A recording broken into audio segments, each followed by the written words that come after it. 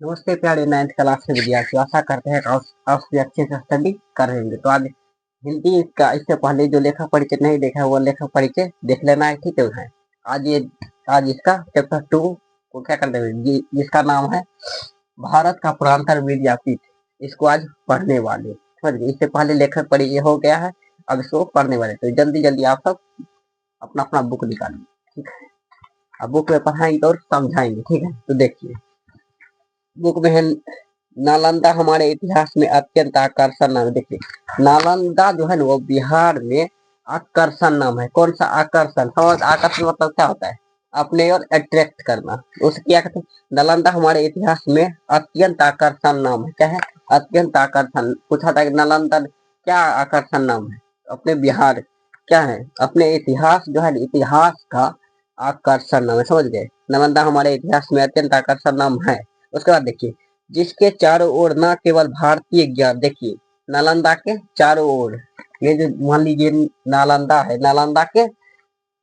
नालंदा के चारों ओर भारतीय ज्ञान साधन, भारत के ज्ञान ज्ञान समझते हैं ना, भारतीय ज्ञान साधन के सुभरी पुष्प खिले हैं, यानी पुष्प खिले हैं। क्या है? ये जो नालंदा इसके बागल वाल क्या है? फूल खिले। क्या खिले हैं? फूल। उसके बाद देखिए अपितु किसी समय एशिया महाद्वीप, आप देखिए किसी समय एशिया महाद्वीप, यानी हम सब किस महाद्वीप में हैं? तो हम सब एशिया महाद्वीप में हैं।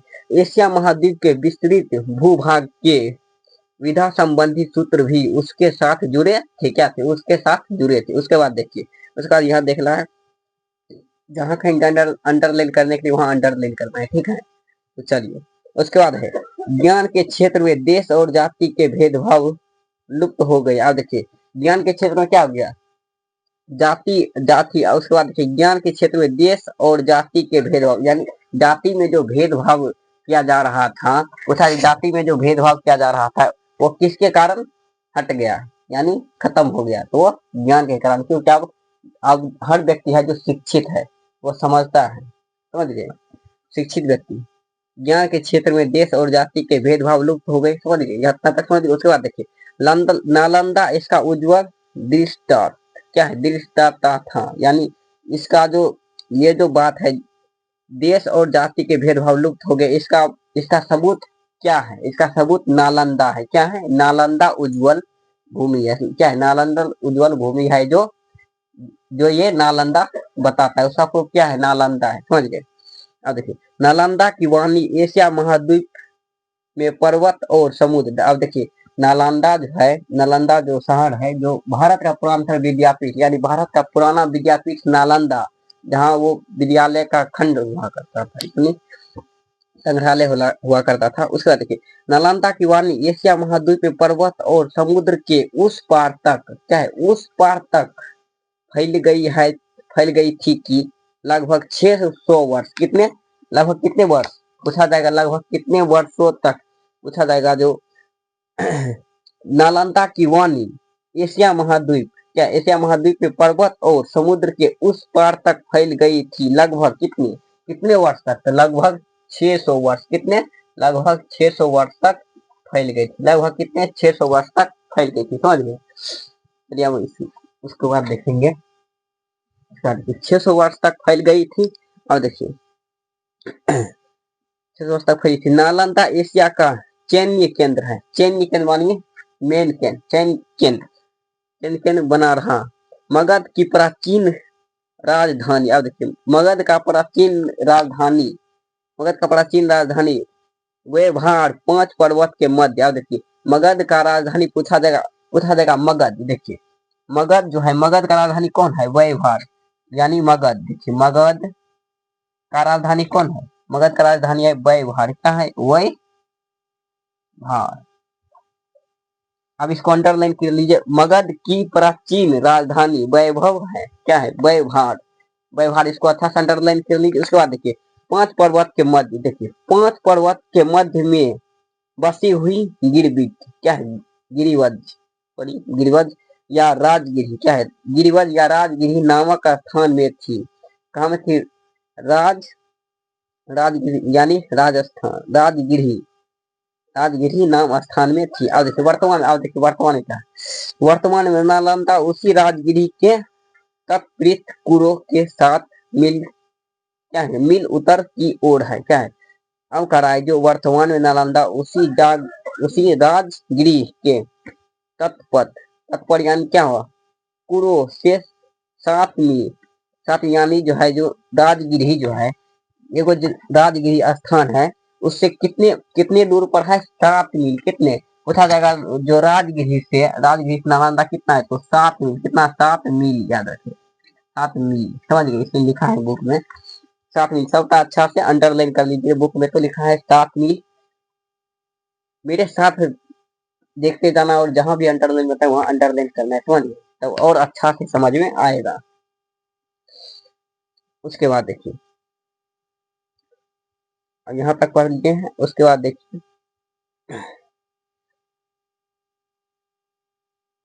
नालंदा इतिहास। अब देखिए उत्तर की ओर है नालंदा, क्या है, नालंदा किस ओर है, उत्तर की ओर है। नालंदा पूछा जाएगा, नालंदा जो है वो किस ओर है, तो नालंदा कौन, नालंदा क्या हो जाएगा, नालंदा, नालंदा किस ओर है, उत्तर की ओर है।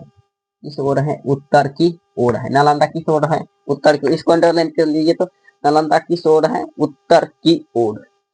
उसके बाद देखिए नालंदा का प्राचीन इतिहास, भगवान बुद्ध। देखिए नालंदा का प्राचीन इतिहास भगवान बुद्ध और भगवान महावीर के समय तक जाता है। यानी किसके समय पूछा, नालंदा का प्राचीन इतिहास किसके समय तक जाना जाता है, तो कौन हो जाएगा, भगवान बुद्ध और महा अति भगवान महावीर के समय तक जाता है। यानी बुद्ध के समय नालंदा गांव में प्रवादियों को अवन था। जैन ग्रंथों के अनुसार, अब देखिए जैन एगो ग्रंथ था, उस ग्रंथ के अनुसार, जैन ग्रंथों के अनुसार नालंदा में महावीर और आचार्य क्या है, मेखली पुत्र, क्या है, मेखली पुत्र गौशाला, मेखली पुत्र गौशाला की भेंट हुई। काम हुई थी, महावीर की भेंट किससे हुई थी, मेखली पुत्र गौशाला से भेंट हुई थी। पूछा जाए महावीर की भेंट किससे हुई थी, इसको अंडरलाइन कर लीजिए, तो महावीर की भेंट और आचार्य मुखलित गौशाला की भेंट हुई थी। अब देखिए उस समय, अब देखिए उस समय यह राजगिरी का उपग्रह या बहिरिक्त, क्या है, बहिरिक्त स्थान समझा जाता था।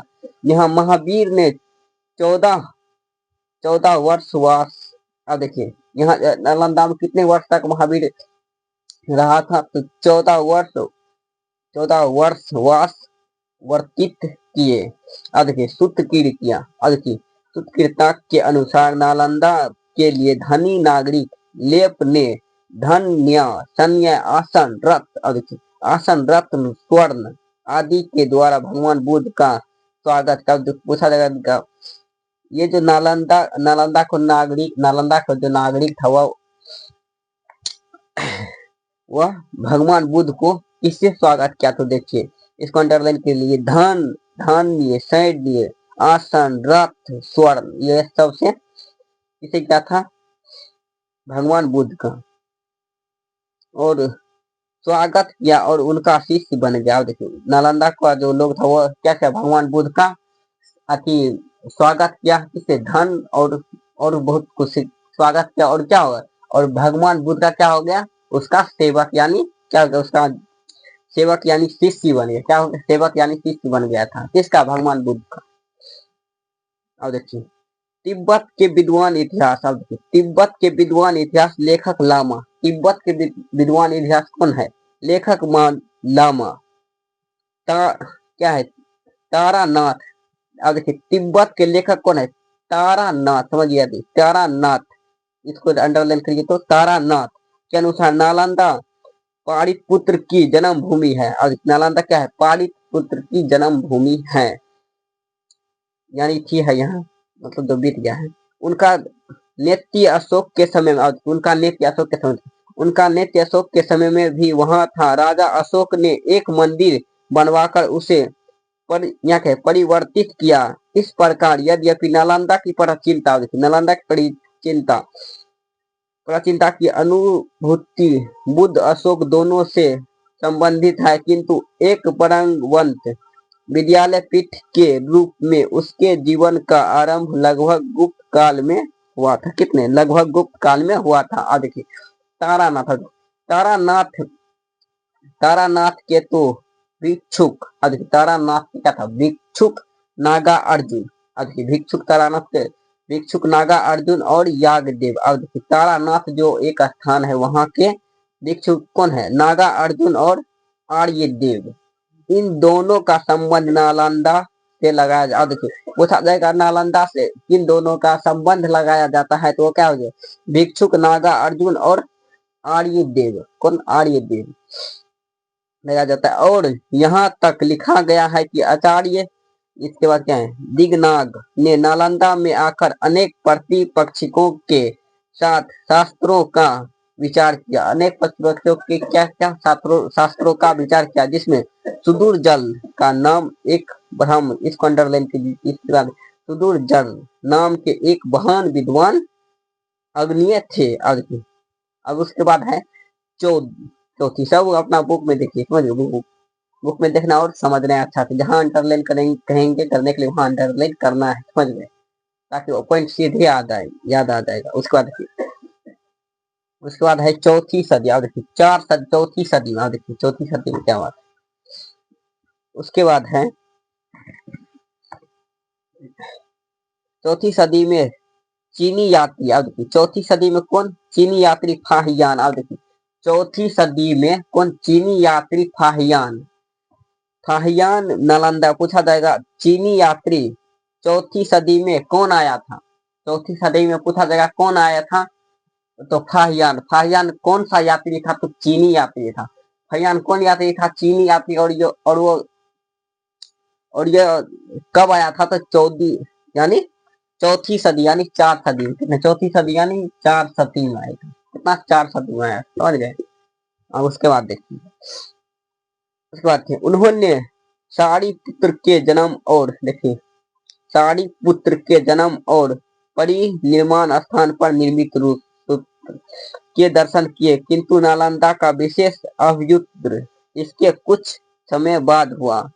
आज की 7वीं सदी में क्या हुआ? 7वीं सदी में सम्राट हर्षवर्धन। आज की 7वीं सदी में कौन सा साम्राज्य पूछा जाएगा? 7वीं सदी में कौन सा साम्राज्य था? तो हर्षवर्धन। कौन था? हर्षवर्धन के समय में जब युगान नाचक इस देश में आए तो नालंदा अपनी उन्नति के शिखर पर था। यानी जब 7वीं सदी में हर्षवर्धन नालंदा आए तो नालंदा क्या था?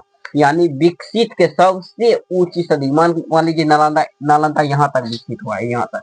लेकिन जब वो आया था क्या? इससे भी ज्यादा विकसित हो गया। क्या? इससे भी ज्यादा विकसित हो गया, समझ गए? इससे भी ज्यादा विकसित हो गया।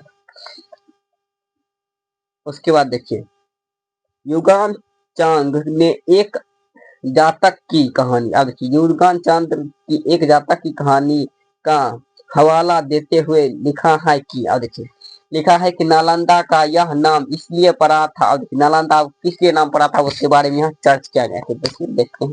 उसके बाद नालंदा पड़ा था कि यहाँ अपने पूर्व जन्म में उत्पन्न भगवान बुद्ध। अब देखिए अपने पूर्व जन्म में कौन? भगवान बुद्ध, इसको अंडरलाइन कीजिए, को तृप्ति नदी तृप्ति नहीं हुई थी। क्या थी? तृप्ति नहीं हुई थी। यानी नल यानी क्या हो? पानी अदा न सत्य। तो यह है कि ज्ञान के क्षेत्र में जो दान दिया जाता है वह सीमा रहित और अनंत होता है। ना उसके बंटवारे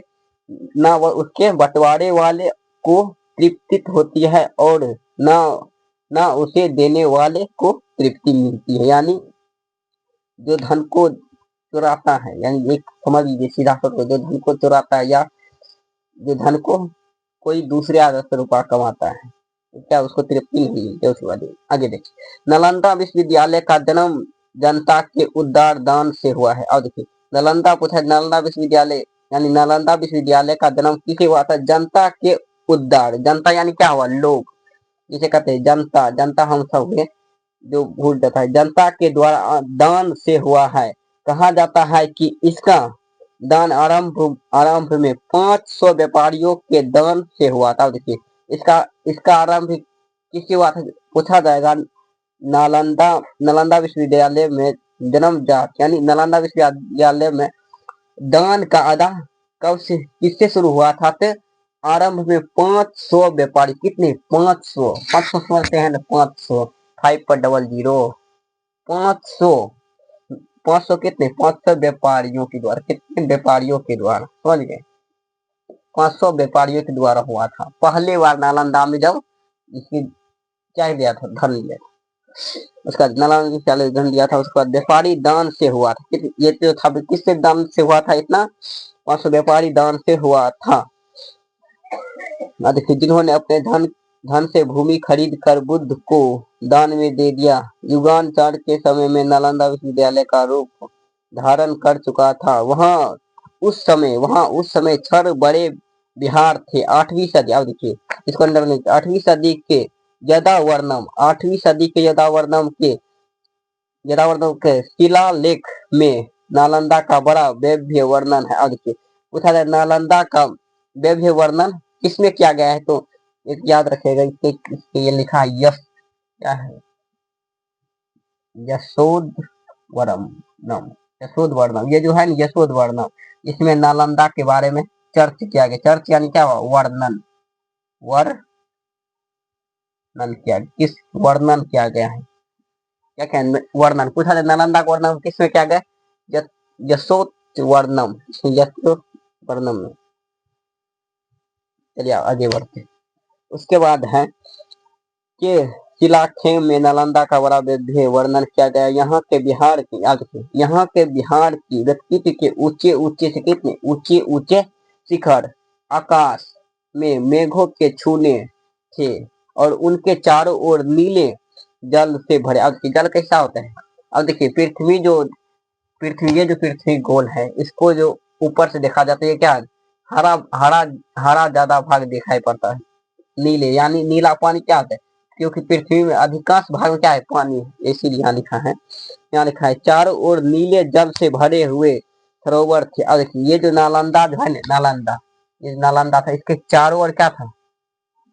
यानी नीले जल से भरा सरोवर था। सरोवर समझते हैं? सरोवर था। अब देखिए सरोवर थे जिसमें सुनहरे और लाल कमल थे। अब देखिए ये जो सरोवर था, ये जो सरोवर था ना, सरोवर, इसमें क्या था? ये इसमें नीले और लाल क्या था? फूल था, यानी क्या था? कमल था। नीले और लाल फूल इसमें था, और ये क्या था? तैरता था, समझिए, तैरते थे, और बीच बीच में सघन आम कुंभ, क्या थे? सघन आम कुंभ की छाया थी। वहां के भवनों के शिल्प और स्थापत्य को देखकर आश्चर्य होता था। अब वहां के भवनों को आश्चर्य के देखने का आश्चर्य होता था। इनमें अनेक प्रकार के अलंक और सुंदर मूर्तियां थी। ये तो भारतवर्ष में अनेक संग्रहाराम है, किंतु नालंदा उन वर्षों में 2 सदी है। चीनी यात्री इत्सिंग, चीनी यात्री और कौन आया था? देखिए चीनी यात्री इत्सिंग के समय में इस बिहार, याद देखिए, इस बिहार में 300 बड़े कमरे थे। अब देखिए ये जो चीनी यात्री इत्सिंग के समय में इस बिहार के 300 कमरे और 8 मंडप थे। देखिए कितने कमरे थे जो नालंदा विश्वविद्यालय? 300 कमरे और 8 मंडप, सोचते हैं कितना बड़ा बात है। 8 मंडप थे। पुरातत्व विभाग की खुदाई में नालंदा विश्वविद्यालय के जो अवशेष यहाँ से प्राप्त हुए हैं, उनमें से इन वर्णनों का सच्चाई प्रकट होती है। आर्थिक दृष्टि से नालंदा विश्वविद्यालय के आचार्य और विद्यार्थी निश्चित बन गए थे।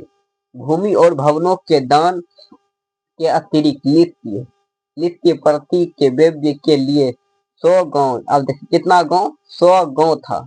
100 गांव की आय अलक्षण नृत्य के रूप में समर्पित की गई थी। इत्सिंग के समय में यह संख्या बढ़कर 200 गांव, अब इत्सिंग के समय में ये कितने पहले 1300 था, उसके बाद ये 200 गांव तक पहुंच गई थी। अब देखिए अब कौन कौन, देखिए उत्तर प्रदेश, बिहार और बंगाल, इन तीनों राज्य के नालंदा के निर्माण और अर्थशास्त्र के पर्यावरण भाग लिया। देखिए कौन कौन पूछा? नालंदा पर्यावरण कौन कौन भाग लिया? उत्तर प्रदेश, बिहार और पंजाब, इन तीनों राज्यों ने नालंदा के निर्माण में अर्थव्यवस्था के पर्याप्त भाग लिया। अब देखिए, बंगाल के महाराज धर्मपाल देश और देवपाल देश। अब देखिए, बंगाल का महाराज कौन कौन था, इसको अंडरलाइन कीजिए। तो बंगाल के महाराज धर्मपाल देव, कौन, पहला धर्मपाल देव और दूसरा देवपाल देव। पहला था धर्मपाल देव और दूसरा था देवपाल देव। अब देखिए, दोनों महाराज के समय में त्रामपत्र और मूर्ति नालंदा की खुदाई में प्राप्त हुई। अब मूर्ति नालंदा की खुदाई प्राप्त हुई। विदेशी के साथ नालंदा विख्यात का जो संबंध था उसका स्मरण एक तात्पर्य पत्र नालंदा की खुदाई में मिला है। इससे ज्ञान होता, इससे पता चलता है जो नालंदा कितना है। इससे ज्ञात होता है कि स्वर्णद्वीप सुमाता के शासक शैलेंद्र सम्राट, स्वर्णपुत्र देखिए, सुमात्रा के शासन सुलेंद्र सम्राट की बालपुत्र देव ने मगध सम्राट को देवपाल के पास अपना दूत भेजकर यह प्रार्थना की थी कि उनकी ओर से 5 गांव का दान, कितने, 5 गांव का दान नालंदा विश्वविद्यालय को दे दिया जाए। इसके कहने पर शैलदंद्र सम्राट की बालपुत्र देव ने मगध के सम्राट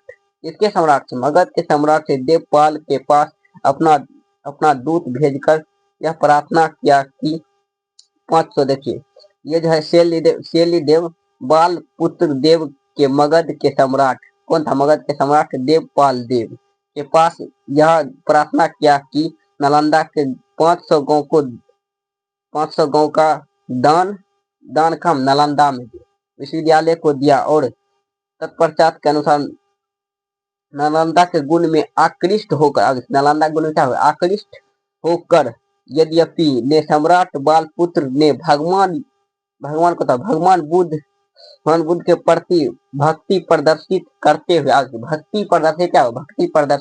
करते हुए नालंदा में एक बड़े विहार का निर्माण कराया और उन 5 नवों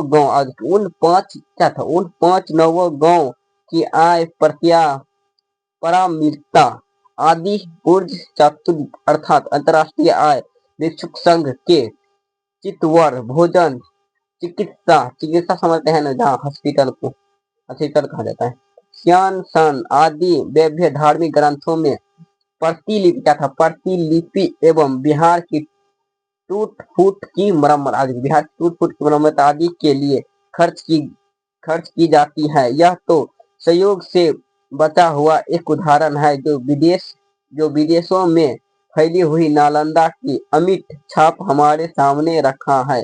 लेकिन नालंदा महाविश्वविद्यालय आचार्य भिक्षुक संघ की धाक संपत्ति एशिया भूखंड में थी। इस संघ की बहुत सी मिट्टी की मुद्रा नालंदा में पाई हुई।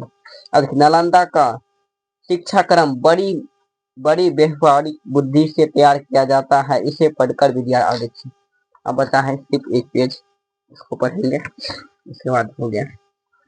अब देखिए, दैनिक जीवन में आधिकारिक सफलता प्राप्त करते हुए मूल रूप से 5 विषयों की शिक्षा वहां अनिवार्य था। नालंदा कितने विषयों की, 5 विषय। वह नालंदा में मूल रूप से कितने विषयों की तैयारी किया जाता था, विषय तो 5 विषय, कितने, 5 विषय का, समझ गए, 5 विषयों का अनिवार्य था। शब्द विधा या व्याकरण जिसे भाषा का स्मरण ज्ञात प्राप्त हो सके, हेतु विद्या या तर्कशास्त्र जिसे विद्यार्थी अपनी बुद्धि की कसौटी पर प्रत्येक बात को परख सके। अब प्रत्येक बात को क्या करे, प्रत्येक बात को परख सके। और चिकित्सा विद्या जिसे सीखकर छात्र स्वयं स्वस्थ रह सके एवं दूसरों को भी निरोग बना सके, समझ ये भी सीखा था। तथा शिल्प विद्या, एक नए शिल्प को सिखाना वहां अनिवार्य था जिसके द्वारा छात्र में व्यवहारिक और आर्थिक जीवन की स्वतंत्रता आ सके। इन चारों के अतिरिक्त अपनी रुचि के अनुसार लोग धर्म और दर्शन का अध्ययन करते थे। अब देखिए शिक्षा तो पहले के जमाना में होता था, पहले सिखाया जाता था जो ये काम ऐसे करना है। जैसे कि देखिए कोई जना के यहाँ देखिए कोई बता रहा है यहाँ शिल्पकार यानी कैसे सिया जाता है, कपड़ा को कैसे बनाया जाता है, उसको वो ज्ञान था। जो अगर वो नहीं जानते ये क्या कर रहा है, शिल्पकार यानी कपड़ा बनाकर अपना जीवन यापन कर लेता था। देखिए पहले को इससे भी अच्छा शिक्षा समझ गए, डायरेक्ट सिखाना ही काम हो रहा था।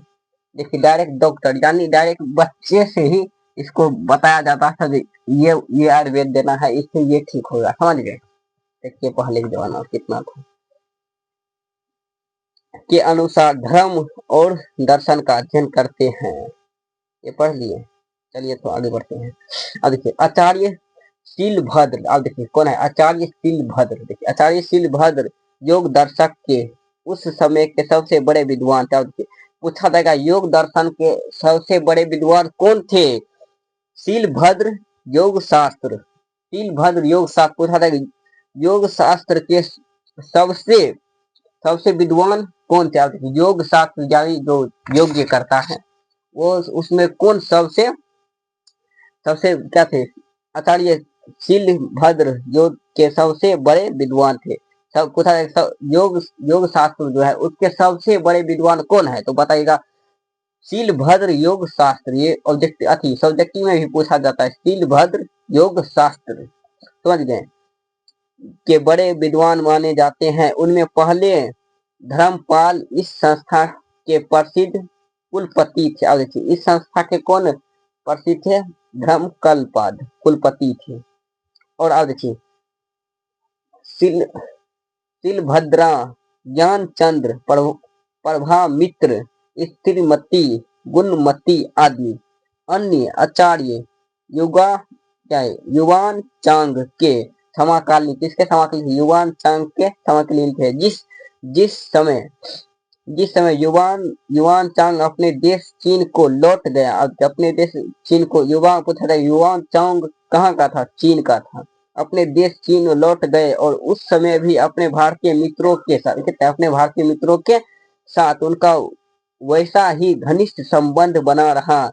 जब युवान चांग नालंदा से विद्वान होने लगे तब आचार्य शिलभद्र एवं अन्य भिक्षुकों ने उनसे वहां रह जाने के लिए अनुरोध किया। देखिए ये जो था चीनी युवान चंग, ये जब युवान चंग नालंदा से विद्वान होने लगे तो इसको तब शिलभद्र योग गुरु और उसके बाद देखिए भिक्षुकों ने उनसे वहां रह जाने के लिए क्या क्या अनुरोध किया था, जो आप रह जाइए नालंदा में, आप चीन न जाइए। उसका युवान चांग ने उत्तर में यह वचन कहे कि यह देश बुद्ध की जन्म भूमि है। देखिए पूछा जाएगा यह देश बुद्ध की जन्म भूमि है, यह किसने कहा था, इसको अंडरलाइन कर लीजिए जल्दी करिए। तो यह देश बुद्ध की जन्म भूमि है, यह किसने कहा था, तो वह चीनी क्या था, युवान चांग, क्या था, युवान चांग जो चीनी था वही कहा था जो यह देश बुद्ध की जन्म भूमि है। उसके बाद देखिए इसके प्रति प्रेम ना हो सकना असंभव, इसके प्रति प्रेम ना हो सकना उस असंभव, यानी इसके प्रति प्रेम ना हो या कभी हो सकता है नालंदा के प्रति प्रेम है, ये कभी नहीं हो सकता है जो नालंदा से प्रेम ना हो, ये बात कहा था। लेकिन वहां आने का मेरा उद्देश्य यही था कि अपने भाइयों के हित के लिए मैं भगवान के महान धर्म की खोज करूं और मेरा यहाँ आना बहुत ही लाभप्रद सिद्ध हुआ।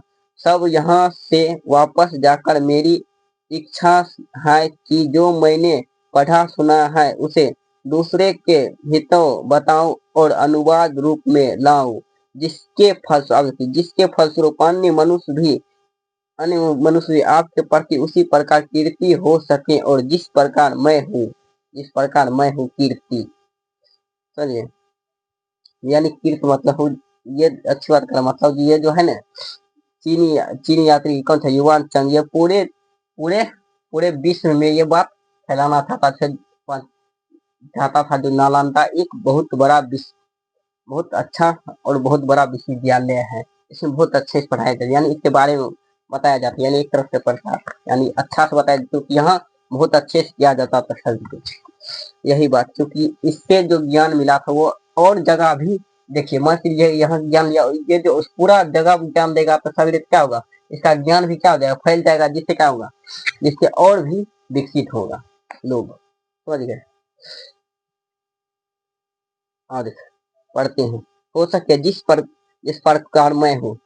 इस उत्तर से शीलभद्र को बड़ी प्रसन्नता, और इस उत्तर से क्या हुआ, शीलभद्र बहुत प्रसन्न हुआ, ये तो बात सही है, इसीलिए प्रसन्न तो होना चाहिए। और इसीलिए इस उत्तर से शीलभद्र बड़ी प्रसन्न हुई और उन्होंने कहा, यह उत्तर विचार, यह क्या है, यह उत्तम विचार, उत्तम, अति उत्तम, यानी ये तो अच्छी विचार है, बिल्कुल अच्छी विचार है। यानी देखिए, मैं किसी से ज्ञान लिया और मैं आप सबको पढ़ा रहा हूँ कि क्या ये उत्तम ज्ञान हुआ, मतलब मैं लिया और मैं ज्ञान लिया और मैं और सबको ज्ञान दे रहा हूँ, इसी का इससे और फायदा हुआ, जो मैं जानता हूँ, जो आप सब भी जान जाइए। समझ गए, ठीक है, यही बात यहाँ लिखा गया है। बुद्धियों जैसे मेरा हृदय भी तुम्हारे सदा आसो, क्या सदा, थोड़ा पढ़ने में दिशा, सदा आसो का समर्थन करता हूँ। अब यहाँ देखिए, नालंदा के विद्वान ने विदेशों में जाकर जान का क्या है, विदेशों में जाकर, देखिए नालंदा के विद्वान ने, नालंदा का जो विद्वान था वो विदेशों में जाकर ज्ञान का प्रसार किया, प्रसार क्या क्या, ज्ञान का प्रसार, यानी क्या हो, ज्ञान फैलाया, नालंदा का जो ज्ञान था वो पूरे देश में फैलाया। समझ गए, का ज्ञान का प्रसार किया। पहले तो तिब्बत के प्रसिद्ध सम्राट श्रोग छन गम्पो 1630, क्या है, छन गम्पो, छरंग गम्पो कब, 1630 ईस्वी, 1630, अच्छी सॉरी 1630 नहीं, 630 है, सॉरी हम गलती बोल दी, 630 ईस्वी ने अपने देश में भारतीय लिपि और ज्ञान का प्रचार करने के लिए अपने वहां के विद्वान थोमीसन समरोहोटो नालंदा भेज दिए, जिनसे आचार्य देव विदेश सिंह के चरणों में बैठकर बौद्ध और ब्राह्मण साहित्य की शिक्षा प्राप्त की। इसका शिक्षा क्या क्या प्राप्त किया, और देखिए इसके बाद 8वीं, देखिए देखिए इसके बाद 8वीं सदी में नालंदा के लुलपति का, अच्छी सॉरी कुलपति आचार्य शान तिब्बत सम्राट के आमंत्रण पर उस देश में गए और नालंदा के तन विद्वान, देखिए कहाँ पर है, नालंदा के तन विद्वान के प्रमुख आचार्य कलम सिंह भी तिब्बत गए थे और नालंदा के विद्वान ने तिब्बत भाषा क्या है, तिब्बत भाषा सीखकर ग्रंथों और संस्कृत साहित्य का, तो संस्कृत साहित्य तिब्बत अनुवाद किया और किया। अब देखिए इस प्रकार उन्होंने तिब्बत देश को एक साहित्य प्रदान किया और फिर सैन्य वहां ने निवासियों को बौद्ध धर्म में दीक्षित किया। नालंदा के आचार्य शास्त्रित ने ही पहले 749 ईस्वी में तिब्बत में बौद्ध विहार की स्थापना किया। पूछा देगा बौद्ध विहार का स्थापना कब किया, तो इसको अंडरलाइन कर दी, बौद्ध विहार का स्थापना कब किया था, बौद्ध विहार का 749 ईस्वी में किया था। बौद्ध यानी 20 है बौद्ध, 20 है बिहार, बौद्ध बिहार हो गया, बौद्ध बिहार, समझ गए। बौद्ध बिहार का स्थापना कब हुआ था, 749 ईस्वी, समझ गए, 20 है बौद्ध, 20 है बिहार, समझ क्या। और दीपशंकर श्री ज्ञान अस्तिन 1980 ईस्वी के नाम उल्लेखित है। अब देखिए साहित्य और धर्म के अतिरिक्त नालंदा कला का भी एक प्रसिद्ध केंद्र था, जिसने अपना प्रभाव नेपाल, तिब्बत, हिंद शिक्षा एवं मध्य एशिया की कला पर डाला। अब देखिए नालंदा की काठ की मूर्ति अत्यंत सुंदर और प्रभाव उत्पादक है। विद्वानों का अनुमान है कि कुर्तिहार से प्राप्त हुई है बौद्ध मूर्ति। नालंदा नालंदा शैली से प्रभावित वस्तुतः नालंदा की सर्वगुणता उन्नति और नहीं है उस सम्मति साधना का फल था जो शिल्प शिल्प विधा और शब्द विधा एवं धर्म और दर्शन के लिए एक साथ पाठ्यक्रम में सम्मानित करने से संबंध हुई और हमारी अभिलाषा होनी चाहिए कि भूतकाल के इस प्रबंध से शिक्षा ले और कला शिल्प साहित्य धर्म और ज्ञान का एक बड़ा केंद्र नालंदा में हम पुनः स्थापित करें। ये बात अच्छी है जो हमें शिल्प साहित्य धर्म दर्शन और ज्ञान लेना है और पुनः हमें क्या करना है, पुनः नालंदा केंद्र में पुनः स्थापित करना। क्या नालंदा जो केंद्र है वो जो अभी खंडहर बना हो उसको पुनः स्थापित करना, समझ गए आप? ये समझ गए आप? देखिए यहाँ से है सब्जेक्टिव को, यहाँ से इसको सब्जेक्टिव कराएंगे जिससे ठीक है, समझ गए? ये पूरा पढ़े इससे आपको क्या मिले? अब देखिए ये जो पूरा पढ़े इससे आपको कुछ तो समझ में आया होगा। अब देखिए ये जो पूरा पढ़े इसमें नालंदा जो स्थान है उसके बारे में पूरा विस्तार से वर्णन किया गया है। तो ये पूरा विस्तार यानी नालंदा कैसे प्रसिद्ध हुआ, कैसे क्या हुआ उसमें, कैसे उस नालंदा का विस्तार हुआ, ये सब इसमें बताया गया है। तो हमें आशा करते हैं कि आप सबको ये चैप्टर अच्छा से समझ में आ गया है। जो चैप्टर 2 है नालंदा क्या है, भारत का पुरातन विद्यापीठ नालंदा क्या है, भारत का पुरातन विद्यापीठ नालंदा। तो हम आशा करते हैं आप सब अच्छा से समझ गए। तो अच्छा से समझ गए। अब इसका अगले दिन इसका सब्जेक्टिव कराएंगे। सब्जेक्टिव प्लस क्या करेंगे, सब्जेक्टिव और प्लस सब्जेक्टिव दोनों करा देंगे। बोलिएगा तो सब्जेक्टिव प्लस सब्जेक्टिव दोनों करा देंगे। ऑब्जेक्टिव लिखती है, देखिए सब्जेक्टिव प्लस ऑब्जेक्टिव करा देंगे, ठीक है नहीं? क्या देखेंगे, करा देंगे इसका भी सब्जेक्टिव और ऑब्जेक्टिव कराएंगे तब नहीं तो अगले दिन, नहीं तो पहले ऑब्जेक्टिव करा देंगे तब सब्जेक्टिव कराएंगे, ठीक है? तो चलते हैं, बाय।